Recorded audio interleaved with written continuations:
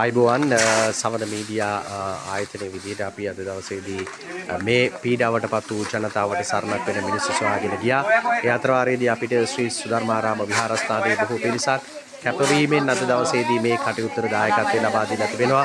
පීඩාවටපත් වූ පිරිස වෙනුවෙන් ආහාර ද්‍රව්‍ය, වියලි ආහාර ද්‍රව්‍ය, ඒ වගේම බොහෝ පිරිසක් සූදානම් වෙමින් ලෑස්ති කරමින් සිටිනවා. ඒ අවස්ථාවට ලබා දීම සඳහා මේ අප දකින්නේ ඒ මිනිස්සු කාර්යක්ෂම වෙලා මිනිස්සුන්ට පුළුවන් විදිහට බහන්න ගෙනල්ලා විශාල ප්‍රමාණයක් එකතු කරමින් මේ කටයුත්තට දායකත්වය ලබා දෙනවා. අපේම රටේ අපේම මිනිසුන් ප්‍රමාණයක් අසරණ වී සිටිනවා. දිවයිනේ සිව්කොන මේ අසරණ භාවයට පත් වූ මිනිස්සුන්ට ආධාර උපකාර ලබා දීම සඳහා කටයුතු සූදානම් කරන ආකාරය තමයි මේ දකින්නේ.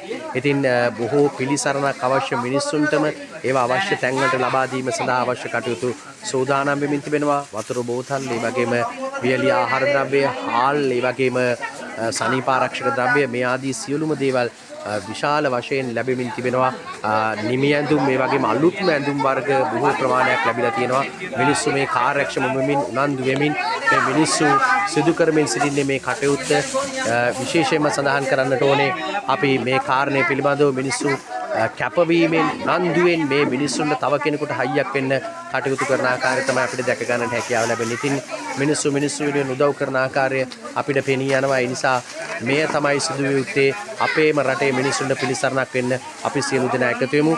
අපි සමන මීඩියා ආයතනයේ හැටියට කියන්නේ සියලු දෙනා මේ මොහොතේදී මේ පීඩාවටපත් වූ සියලු දෙනාට පිළිසරණක් වෙන්න, Tamanට පුළුවන් විදිහට පුළුවන් තැනක ඉඳලා මේකට දායකත්වය ලබා දෙන්න කියලා අපි ඔබ සියලු දෙනාගෙන් සමන මීඩියා ආයතනයේ විදිහට ගෞරවයෙන් අපි ඉල්ලා සිටිනවා.